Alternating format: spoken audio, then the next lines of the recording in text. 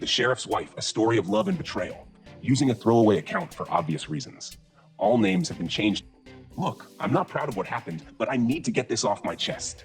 This story's been eating me up inside for months now, and I figure someone out there might learn from my mistakes. It started with a simple notification on my phone. Just her name, let's call her Sarah, popping up after 15 years. 15 fucking years of wondering what if, and there she was, acting like no time had passed at all. I should have known better. I mean, I was 40, finally getting over my divorce, living my best life. She was married to a sheriff, for crying out loud. But when you get a message from your first real love, the one who got away, well, your brain just stops working, right? We started talking, catching up. She was working as a travel nurse now, told me her marriage wasn't great. Same old story, right? He doesn't understand me. We've grown apart. I'd heard it all before. Hell, I'd said it all before during my divorce. But something about Sarah was different. Always had been. The first time we met up, it was supposed to be just coffee. Just two old friends catching up.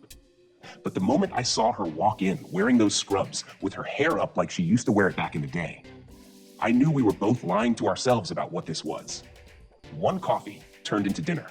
Dinner turned into drinks. Drinks turned into a hotel room in Modesto because it was safer than our hometown. Funny how you can justify anything when you want something bad enough. Here's where I'm gonna sound like an asshole. I knew exactly what I was doing. I was a player back then, proud of it even. Had a whole following on social media, posting about the single life, giving advice like some discount dating guru. But Sarah, she got under my skin. Always had. The affair lasted 3 months.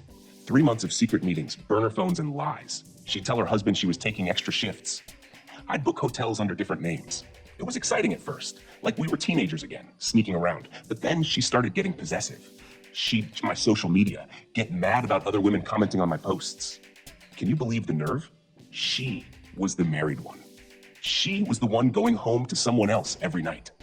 I actually said that to her once. How are you gonna be mad at what I do when you go home to another man every night? Things went south fast after that. Yes, there were signs I ignored.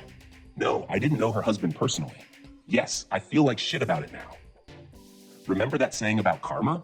Yeah, it's real. Sarah's husband started getting suspicious. Apparently, our last hotel meetup wasn't as discreet as we thought. Someone from his department saw her car in the parking lot. She called me crying, saying he was asking questions about her extra shifts. I told her to deny everything, but my hands were shaking the whole time. This wasn't some regular jealous husband. This was a fucking sheriff. Update 2 weeks later. It's over, really over this time. Sarah confessed everything to her husband. She didn't give him my name, but she told him about the affair. I'm writing this from a different city. Seemed smart to get out of town for a while. Update 3 months later. Life has a way of humbling you. Sarah reached out again last week. Her husband's filing for divorce, but that's not even the worst part. Turns out I wasn't special. I was just the latest in a string of affairs she'd had. Found out she'd been doing this for years, meeting up with different guys in different cities while on her nursing assignments. She was living a whole double life, playing the perfect wife while collecting men like trading cards.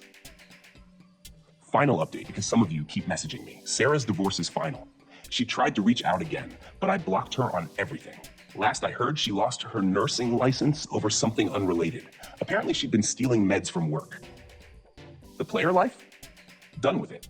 This whole thing taught me something about karma and consequences. These days, I'm focusing on being a better person. Sarah? Last I heard, she's still playing the same games with new guys in new cities. And to any guys out there thinking about getting involved with a married woman, don't. Just don't. No matter how good the connection feels, no matter what sob story she tells you about her marriage, it's not worth it. The thrill is temporary, but the karma, that shit lasts forever. The real victim here is her husband. Imagine finding out your wife's been doing this for years. And that's where this chapter of my life ended. Not with a bang, but with the quiet realization that sometimes the past should stay in the past. What would you have done in my situation? Let me know in the comments below. If this story resonated with you, please hit that like button and subscribe for more real-life stories. Don't forget to ring that bell to stay notified about our next video. Thank you all for listening, and remember, sometimes the hardest choices are the ones that keep us safe. See you in the next one.